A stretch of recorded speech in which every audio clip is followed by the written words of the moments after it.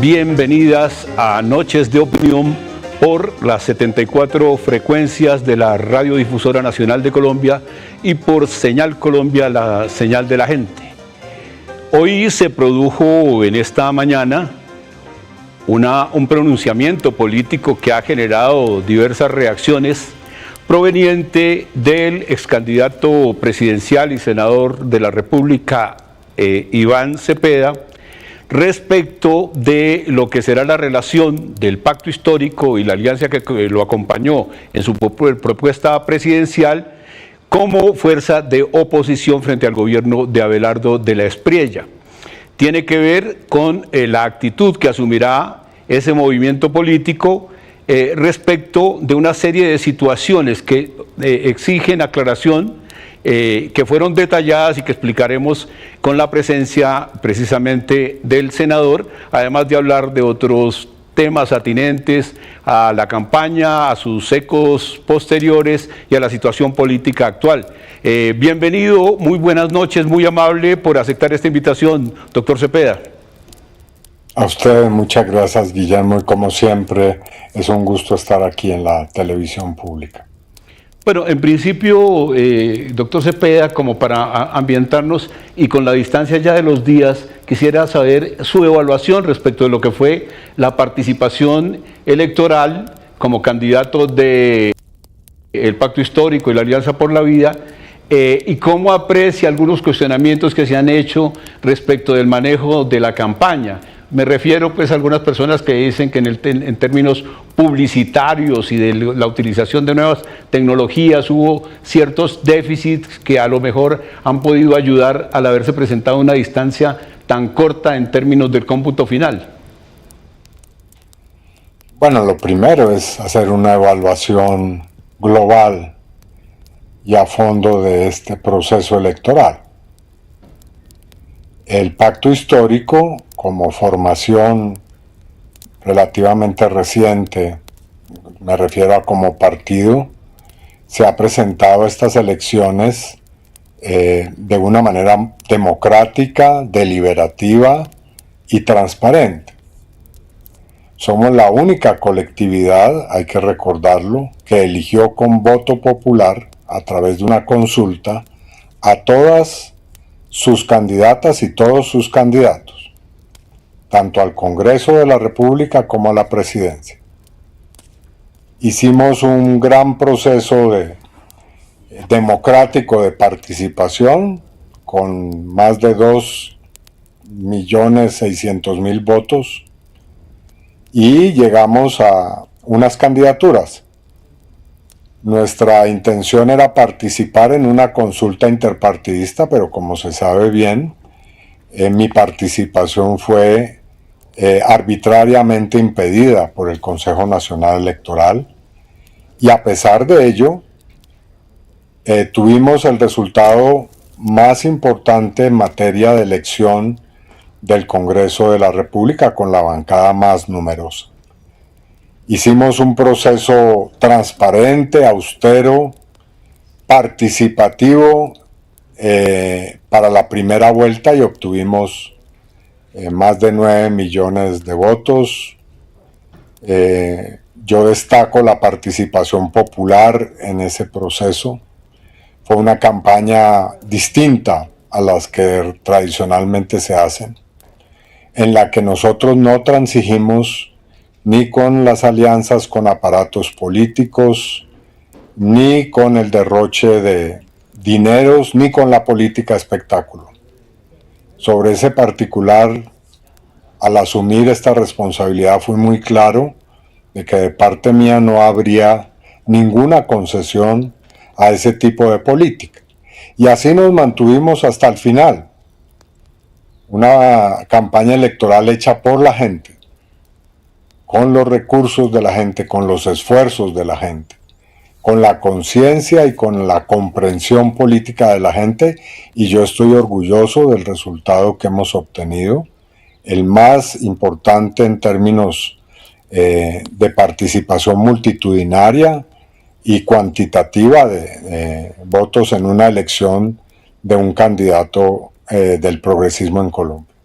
Ahora bien, sí, es muy probable, ha habido fallos, errores, equivocaciones, problemas, y como lo he dicho, yo soy el responsable de ellos, los asumo. Se me ha subrayado que faltó más despliegue en las redes sociales, que probablemente hubiéramos debido hacer más gastos, pero bueno, yo advertí muy claramente cuál sería el tipo de campaña que haríamos y me he mantenido coherente con ese propósito. Bueno, y es conocido que usted alrededor de su vida y sus actuaciones ha sido un hombre de palabra y pues no hay lugar a la duda frente a las directrices que se dieron en la campaña, que en la segunda vuelta obtuvieron un resultado de verdad muy importante en la historia política del país. ¿Usted a qué adjudica, aparte pues de la actuación en las elecciones, de los destacamentos electorales, de toda la movilización alrededor del proceso electoral mismo, esa votación tan alta? ¿Cuáles son las características de esa votación? ¿Qué llevó a los colombianos a abrazar de esa manera lo que se convierte en la fuerza política más importante, estructurada y como corriente de movilización del voto, la mayor en la historia de Colombia de fuerzas alternativas? Yo creo que hay una concurrencia de varios factores. El primero, sin duda, los resultados en materia de política de cambio social, económico, cultural, político que ha introducido nuestro gobierno y que son resultados que están ahí y que han transformado la vida de millones de personas en el país. En segundo lugar, el surgimiento de un sujeto político cada vez más consciente, organizado y movilizado. Y me refiero no solamente al pacto histórico y a la Alianza por la Vida, sino a las organizaciones sociales, que a pesar de muchas dificultades, a pesar de nuestros propios errores en estos años, se han fortalecido en todo el país y han fortalecido su conciencia, como también franjas de la población que se han ido involucrando en la política de manera creciente, sectores populares, mujeres, jóvenes, que han hecho de esta participación de lo que llamamos un poder constituyente algo cada vez más sólido y más rico y plural.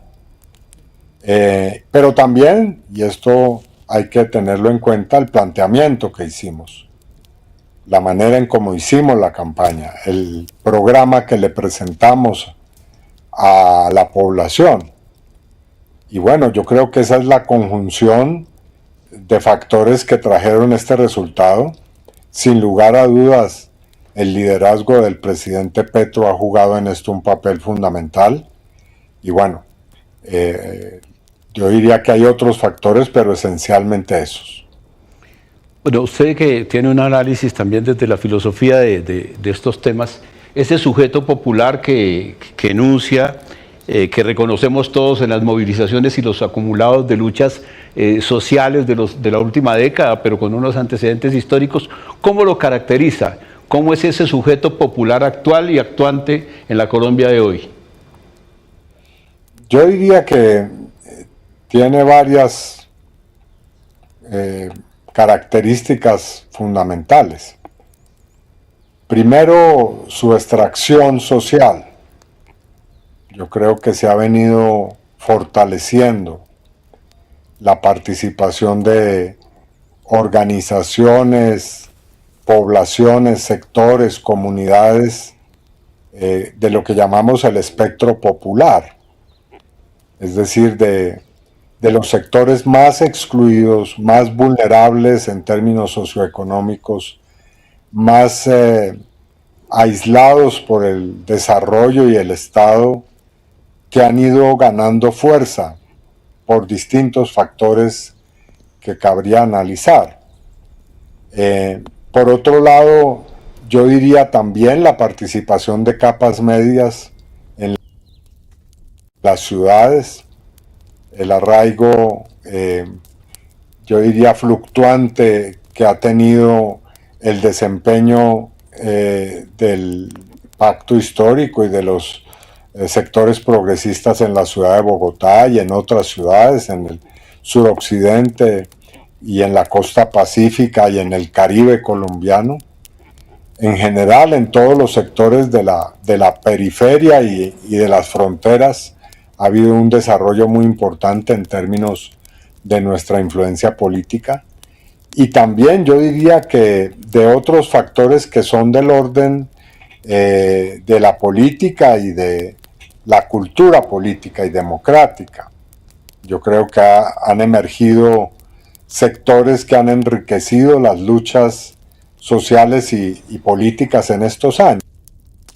Las víctimas, por ejemplo, el papel que han jugado las mujeres y la reivindicación de sus derechos, la diversidad sexual y también los pueblos originarios y las comunidades afro.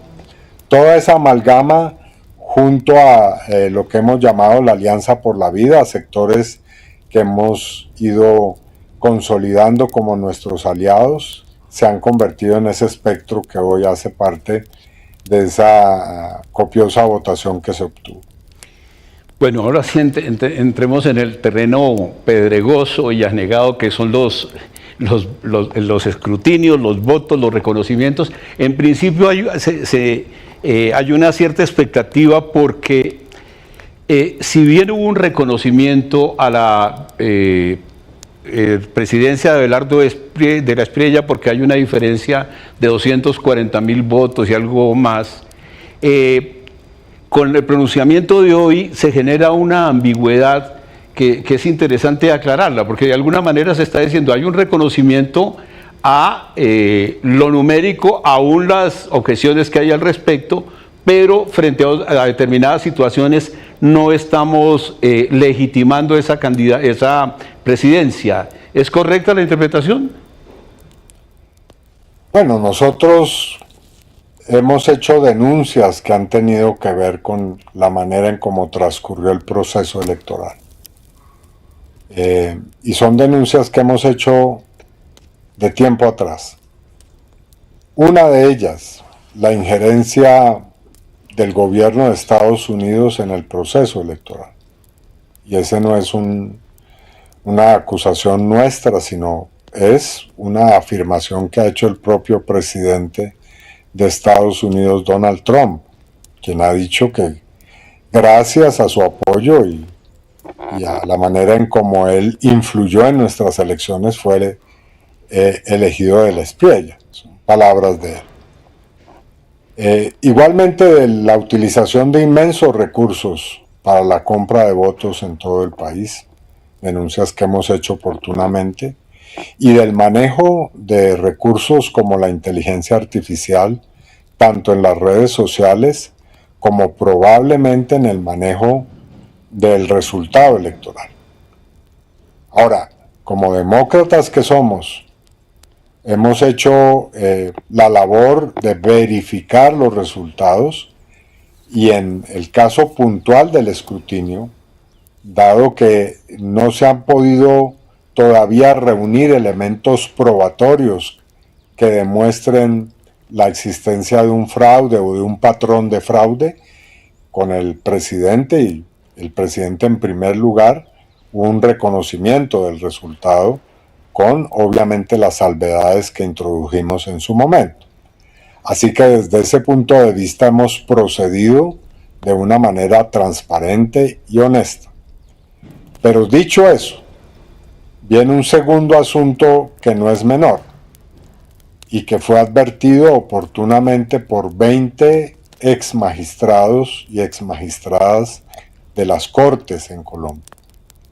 Y es la incompatibilidad manifiesta que hay entre el juramento que ha hecho el señor de la Espriella para ser ciudadano estadounidense y el cumplimiento de sus deberes como jefe de Estado y como garante de la Constitución en Colombia.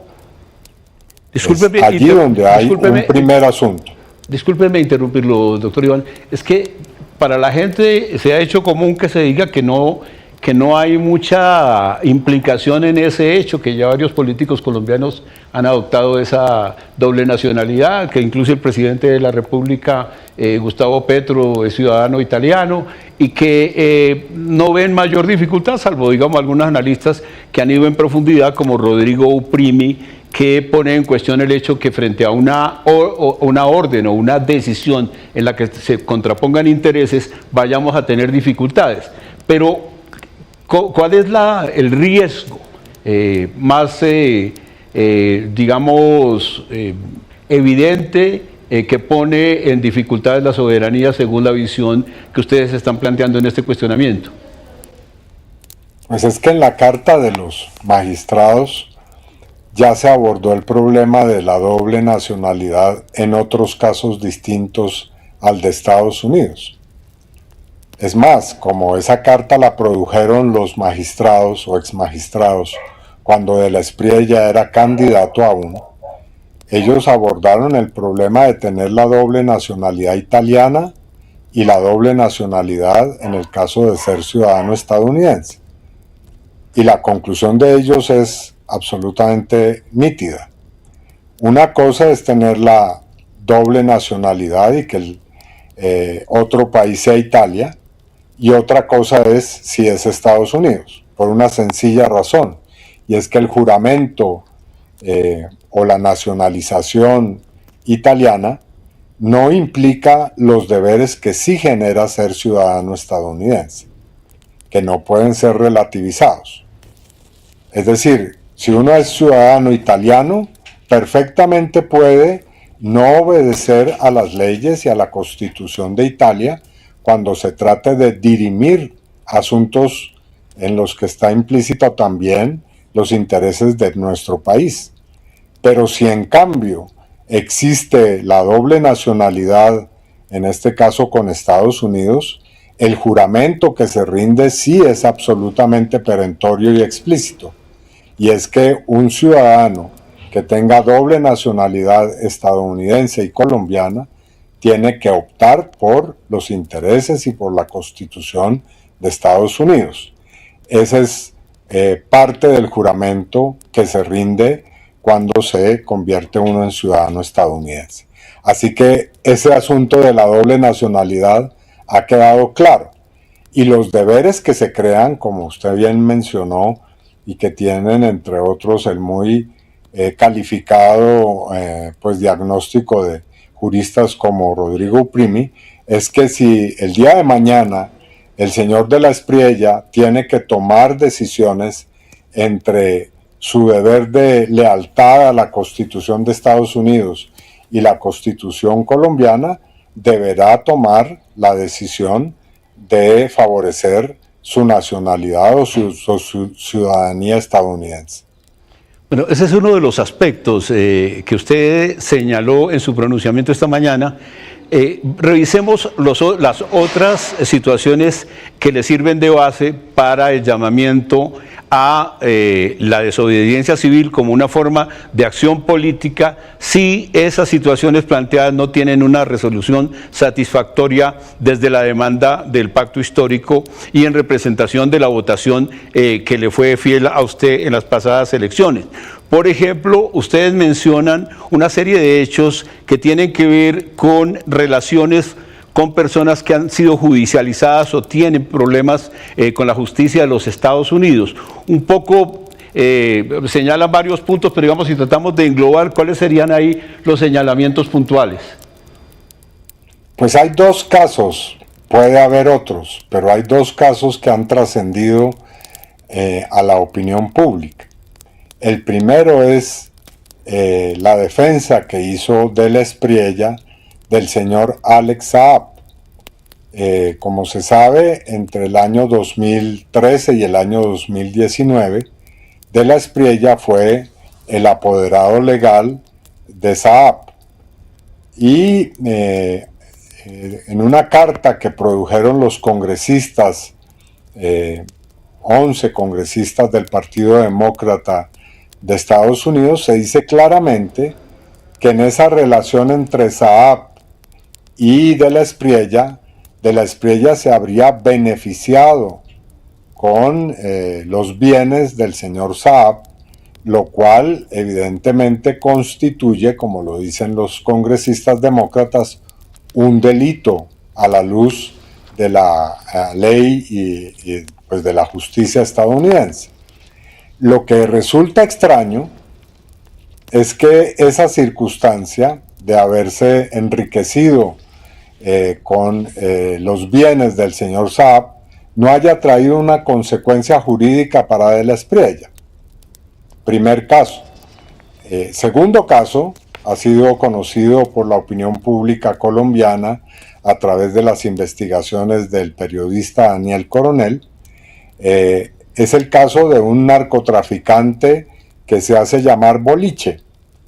Este personaje, que es un hombre del mundo del narcotráfico, ha sido socio, ha sido una persona cercana al señor De la Espriella y a su bufete de abogados.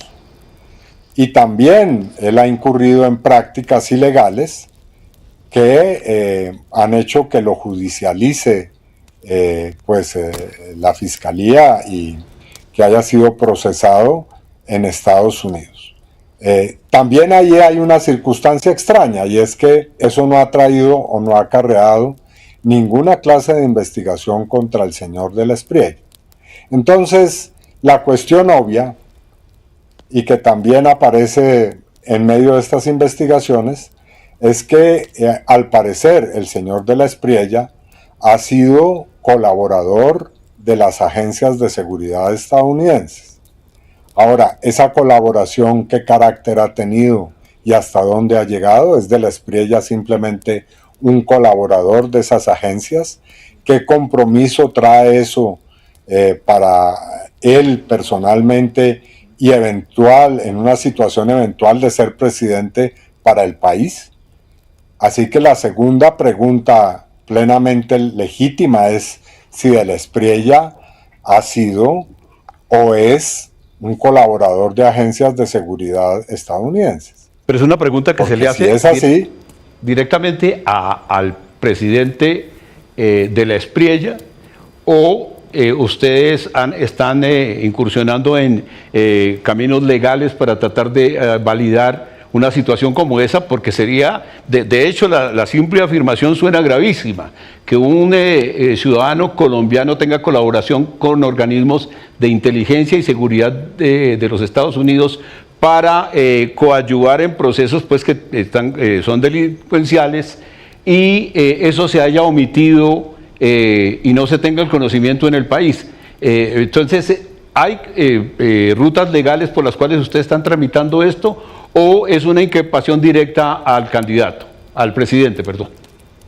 Pues es una duda que hay que plantear de una manera clara, totalmente transparente y directa, ante el hecho de que estamos a pocos días de que el señor De la Espriella se posesione como presidente de la República. Es decir, mi deber como persona que ejerce la oposición y como quien lo ha confrontado y con quien he disputado la presidencia es formular esta pregunta con toda claridad.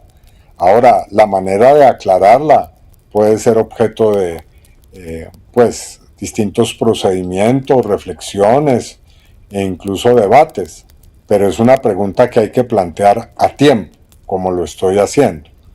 Entonces, segundo asunto, aquí hay una situación muy clara en la que el país requiere respuestas. Senador, y hay otras situaciones.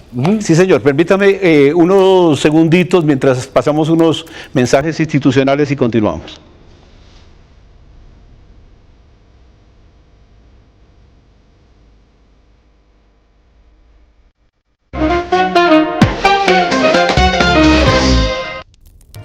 Estás viendo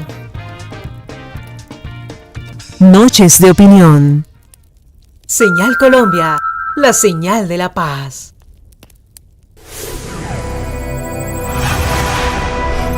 La desobediencia civil se convierte en un deber sagrado cuando el Estado se vuelve injusto. Gandhi. líder de la lucha por la independencia de la India mediante la resistencia pacífica y la desobediencia civil no violenta. La resistencia pacífica es un derecho que dignifica las luchas del pueblo. Radio Nacional de Colombia y Señal Colombia, la señal de la gente.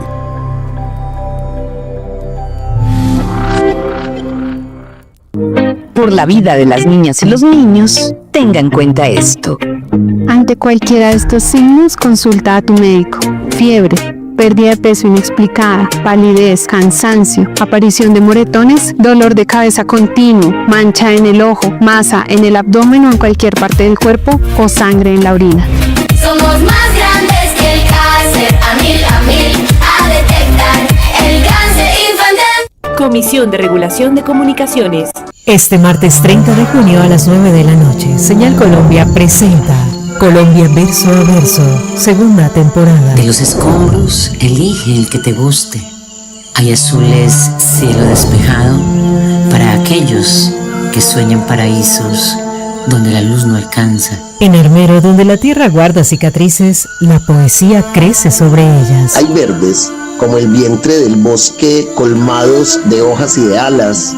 Los hay rojos como la espina, la gota de polvo o de fuego en cada verso, en todo vino. Entre versos, arte y memoria, descubrimos las voces que han convertido la tragedia en resistencia y el dolor en poesía. Eternamente escucharás el rocío. Porque hay pueblos que, aún después de caer, encuentran la forma de florecer. La plaza y su gente.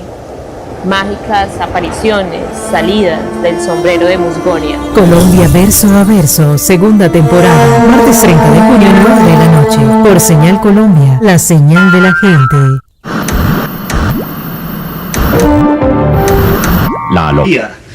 Loli y Inravisión fueron nuestros orígenes de la televisión colombiana, es algo público, eran programas de entretenimiento, pero eran programas también educativos, formativos, entonces volver a recoger la televisión, una televisión de calidad para todos y todas me parece súper bien. De educación a distancia de Inravisión. En ese tiempo no había parabólica, entonces un televisor para toda la familia. Almorzábamos juntos. Yo llegaba a la casa y lo veía con mis hermanos. Veía más que todo por las noches, los domingos. No, eso era, uno llegaba a la casa, era eso, a ver televisión. Yo recuerdo que cuando estaba con mi abuelita nos ponía a ella a ver el show de Jimmy. Yo me acuerdo del Mundo del Vuelo con Héctor Mora. Ahí fue donde vine a conocer todos los países que nunca pude conocer yo como personalmente, solamente por medio de la televisión.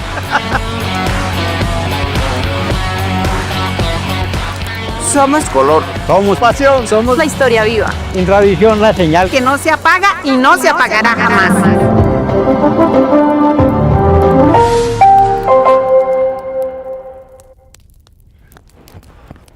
Bueno, 4 horas y nos vamos.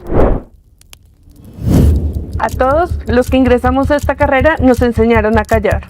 A no hablar de plata porque esto es vocación. Aguantar porque es parte del camino. Pero también queremos vivir de esto porque amamos lo que hacemos.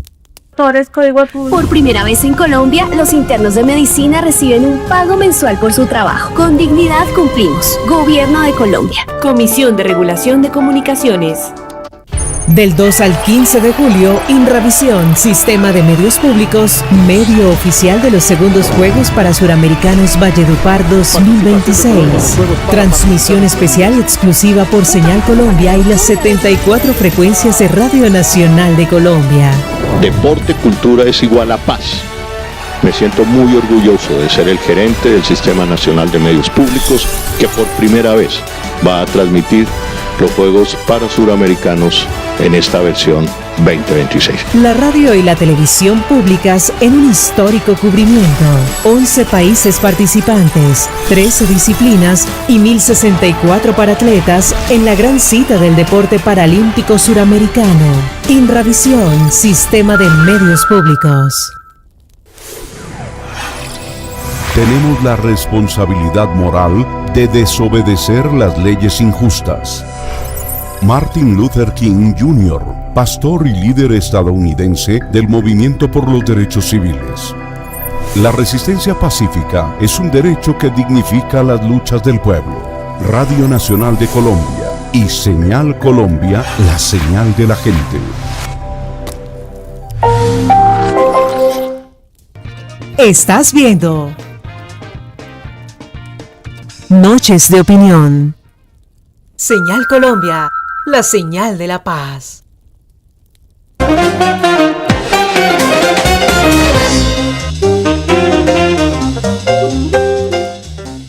Senador, me señalaba otras circunstancias. Por favor, continuemos. Sí, digamos que como si estos hechos fueran ya pocos e insuficientes, hay otros que se suman y que generan también preocupación. En estos días hemos visto cómo de la Espriella ha dado pasos para informar al Departamento de Justicia de Estados Unidos sobre personas que presuntamente, según él, habrían incurrido en delitos en Colombia. Esas acusaciones pueden tener fundamento o pueden no tenerlo, pero sin lugar a dudas, quien es competente para examinar e investigar esos hechos es la autoridad nacional, la justicia colombiana, no el Departamento de Justicia de Estados Unidos. Sí, llama la atención, senador, discúlpeme. Hemos visto, sí. Sí, no, frente a eso, porque ya lo he escuchado antes que me lo mencionó, es la soberanía jurídica del país y el no pronunciamiento de las Cortes respecto de esa situación, en la medida en que eso desdice un poco de la afirmación del presidente electo del respeto a los poderes del Estado y a su autonomía y soberanía. Pero llama la atención que se anuncie que independientemente de las instituciones colombianas, se hace directamente un llamado a las de los Estados Unidos para que operen, y ustedes advierten también, lo hace usted de un caso muy particular que es el relacionado con el presidente Gustavo Petro. Exactamente. Esa es en ese campo la situación más preocupante, porque existe información de distintas fuentes que da cuenta de que en el distrito de Brooklyn, en Nueva York, fiscales estarían ya investigando al presidente Petro. Son investigaciones que están en curso, sobre las cuales no hay ningún tipo de información oficial y que van sencillamente desarrollándose. Ahora, si esas investigaciones se dieran en un contexto aislado, pues obviamente suscitarían ya preocupación en sí mismas, pero a eso se agrega el hecho de que en la campaña y en tiempos recientes, el señor de la Espriella dijo que uno de sus propósitos u objetivos sería la extradición del presidente Petro. Así que ahí hay otro hecho de extrema gravedad. Pero ¿qué les diría? La extradición está arreglada en Colombia, pero la sola amenaza de extraditar a un jefe de Estado en Colombia, que ha sido además ya objeto de un procedimiento en extremo arbitrario como la inclusión de él en la lista OFAC, son síntomas que hay que tomarse muy en serio y en consideración. Pero desde la perspectiva nacional de nuestra soberanía, ¿qué les diría a aquellas personas que dicen, pues si hay investigaciones o hay dudas acerca de un ciudadano, no importa qué jurisdicción los procese, siempre y cuando sean judicializados? Porque hay un sector, precisamente el que entrará al gobierno, que hace ese planteamiento. No, si eso fuera así, pues no existiría la soberanía judicial y no existiría el principio de que el juzgamiento de una persona es potestad de su Estado. Las personas que son judicializadas en otro Estado, así sean, como podemos ver en este caso, jefes de Estado, son privadas de su derecho a la defensa. ¿Cómo es posible que esté avanzando una investigación en Estados Unidos y a estas alturas no se sepa ni quién la adelanta, ni por qué presuntos delitos, ni con qué pruebas, que no exista una persona, un apoderado legal que pueda de alguna manera proteger los derechos del presidente de la República? Entonces esos son hechos de extrema gravedad, sin decir además que pierde totalmente sentido y totalmente poder y atribuciones la rama judicial, en este caso del derecho penal en Colombia. Indudablemente. Una cosa son las jurisdicciones internacionales en casos de graves crímenes contra la humanidad y otras que están regladas estrictamente por tratados internacionales, y otra cosa es la investigación de la justicia penal ordinaria en un país con relación a ciudadanos extranjeros. Esa diferencia está claramente establecida. Bueno, yo creo que queda explicado el contexto, los casos, las situaciones que han llevado al pronunciamiento. Bueno, habría que agregar otros, pero porque está el caso de Beto Coral, por ejemplo, y de otros funcionarios que están siendo en este momento ya probablemente objeto de investigación en Estados Unidos. Que se ven como situaciones de persecución que hacen un poco la seguidilla a una guerra que fue trasladada, una guerra política trasladada por políticos colombianos a los Estados Unidos, en que se entiende es un gobierno aliado de estos sectores. Yo diría que es aún más grave porque hace parte de una estrategia de pérdida total de la soberanía de nuestro país. No es simplemente un problema judicial y de la soberanía judicial. El señor de la Espriella ha anunciado, por ejemplo, que Colombia entraría a ser parte de lo que se ha llamado el Escudo de las Américas. ¿Qué es el Escudo de las Américas? Es una alianza que es totalmente ambigua en sus fronteras y, digamos, connotaciones, y en la que lo único claro es que Estados Unidos tiene un papel de potencia que puede intervenir libremente en cualquier estado. Eso es el Escudo de las Américas. No es parte de un tratado internacional, no es como el TIAR, que es un tratado de defensa, ni es una alianza bilateral o multilateral de estados para un propósito concreto, como las alianzas que hizo Estados Unidos con otros países para atacar, por ejemplo, o invadir un tercer país como Irak, por ejemplo. No, aquí es una alianza que es totalmente amplia, flexible y que puede referirse a cualquier cosa. Queda bajo la autoridad de los Estados Unidos. Claro, es como asumir que los países que hacen parte del Escudo de las Américas entregan una especie de licencia o de invitación, como se dice ahora, intervención por invitación o protectorado por invitación a una potencia. O sea que el día de mañana podemos tener bombardeos u operaciones militares de Estados Unidos en Colombia, simple y llanamente porque el presidente de la Espriella ha decidido incluirnos en una alianza que no tiene claros contornos, reglas ni límites. Y eso puede traer gravísimas consecuencias para Colombia. Doctor Cepeda, antes de entrar a explicar el tema de la desobediencia civil, y ya que mencionó posibles acciones del gobierno entrante a partir del 7 de agosto, me gustaría que usted nos hiciera sus apreciaciones respecto de estas dos situaciones.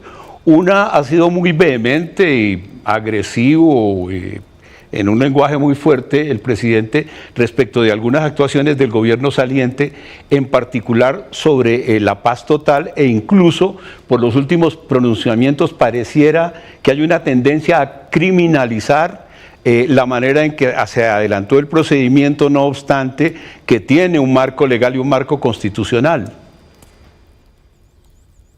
Sí, evidentemente aquí hay un aspecto de lo que será la política del nuevo gobierno, por lo menos de lo que hemos escuchado, porque no hay una clara hoja de ruta de cómo serán las cosas todavía, con relación a la política de paz, seguridad y guerra.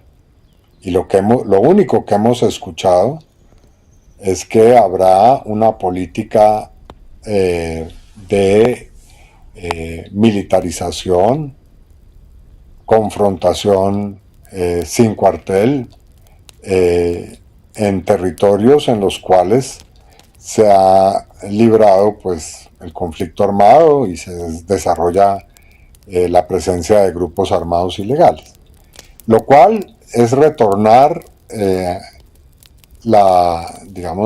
caleidoscopio de la historia a tiempos pasados. Es decir, volver a la época en la cual se hacía la guerra o se hacía la confrontación militar sin reglas. Y eso significa, en primer lugar, violaciones masivas de derechos humanos, actuación contra la población civil sin ninguna clase de respeto, y en medio de la intensificación de la confrontación, por supuesto, la victimización de poblaciones enteras. Ahora, muy corto, doctor Cepeda. Sin hablar de discúlpeme, la implementación del Acuerdo de Paz 2016, que es otro capítulo que está también bastante... De acuerdo, quería preguntarle lo siguiente. El gobierno anuncia una comisión de empalme anticorrupción, lo que quiere darle una connotación a esa comisión de empalme. Además hay unas afirmaciones muy, digamos, irresponsables en principio, porque no hay señalamientos claros y precisos, sino que se generaliza. Muy brevemente, para poder explicar lo de la desobediencia civil. No, yo lo que veo es que es un proceso inquisitorial que persigue varios objetivos. Primero, muy seguramente, judicializar de manera arbitraria cualquier clase de funcionarios de la administración saliente. En segundo lugar, crear un relato para justificar el recorte de, digamos, puestos laborales en el Estado y de dependencias enteras, para poder darle una justificación al recorte del 40% de las instituciones del Estado, como lo anunció de la Espriella. Y por último, también justificar o crear un relato justificatorio de por qué hay que derribar y eliminar las políticas sociales del gobierno anterior como fuente de corrupción o de despilfarro o de seguramente recursos mal invertidos. A eso va el llamado empalme anticorrupción. Muy bien, queda clara la posición de el senador Cepeda, cabeza del pacto histórico, frente a las afirmaciones que se hacen respecto del gobierno saliente. Ahora, explicadas las razones de su pronunciamiento esta mañana, hablemos del tema de la desobediencia civil como una forma de protesta, de oposición y de movilización. A mí lo que se me viene en principio es hablar de Gandhi, hablar de Mandela, hablar de Luther King, de la defensa de derechos en activo, en la protesta pública, pacífica y movilizada de la población. Pero para el caso nuestro, aparte de darme un poco el contexto conceptual, ¿cuáles serían los hechos prácticos en los que se daría concreción a esa manifestación que hace el pacto histórico respecto de la oposición que va a ejercer al gobierno de Abelardo de la Espriella si no se resuelven los interrogantes que fueron planteados en su intervención esta mañana, doctor Cepeda? Pues se trata de contextualizar precisamente lo que ha sido una tradición histórica de resistencia pacífica de la población contra la arbitrariedad y contra decisiones que no solamente no tengan legitimidad, sino que tengan un claro carácter inmoral. Si asistimos a un estado en el que se nos intenta imponer situaciones como las que ya he descrito, lo que nos corresponde es sencilla y llanamente no colaborar, no prestarnos, no obedecer, no acatar un estado de cosas totalmente inconstitucional, ilegítimo y yo diría también ilegal. Y esas formas de desobediencia se irán definiendo. La primera de ellas es que si se impone un gobierno con las características que estoy ya enunciando, pues no tenemos por qué reconocerlo. Y eso significa no reconocer al señor de la Espriella como presidente de la República, si es que su gestión, si es que sus mandatos o sus órdenes irán a privilegiar la soberanía y los intereses de otro Estado. Pero sí, y Así significa que eso una resistencia callejera. Una amplia gama.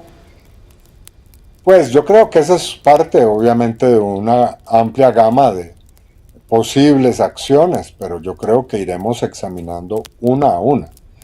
Ya hay un primer muy mal signo y es el siguiente. El presidente Petro, yo le hice una visita en estos días y en un acto pues de cordialidad, respeto y yo diría grandeza, ha invitado al señor de la Espriella a tener una conversación como suele hacerse entre dos mandatarios, uno entrante y el otro saliente.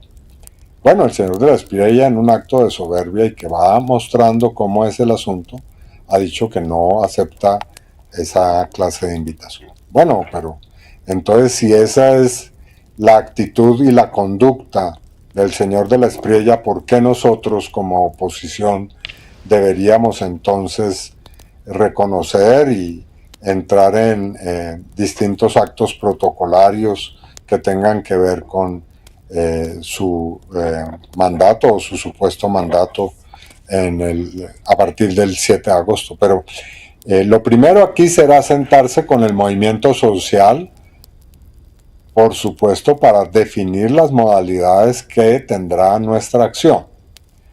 Y yo adelanto esto: si nosotros dejamos que se quite o se elimine una reforma social, una conquista importante que se haya tenido bajo esos años, estamos inmediatamente expuestos a que nos quiten todas las reformas sociales. Así que este va a ser un pulso que se va a llevar a cabo, digamos, cosa por cosa, hecho por hecho, acción por acción de las que haga el gobierno. Ahora, esto es parte simplemente de una estrategia mucho más global. Hay que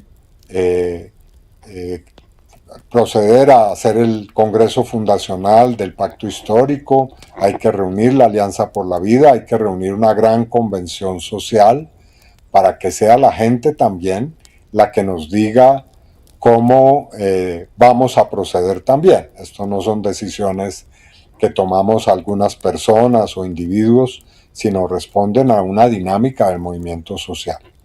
Doctor Cepeda, por último, se escuchan algunas voces que dicen por qué este pronunciamiento no se hizo la semana anterior y no se aceptó el triunfo electoral en el escrutinio, habiendo todas estas circunstancias y habiendo hecho ustedes también otras denuncias penales anterior a eso.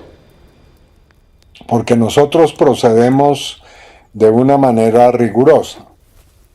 Nosotros hemos asumido una actitud democrática frente a un hecho importante que era el del escrutinio. Así se conversó y así se decidió con el presidente Petro, que es el líder natural y es el máximo líder de este proceso político.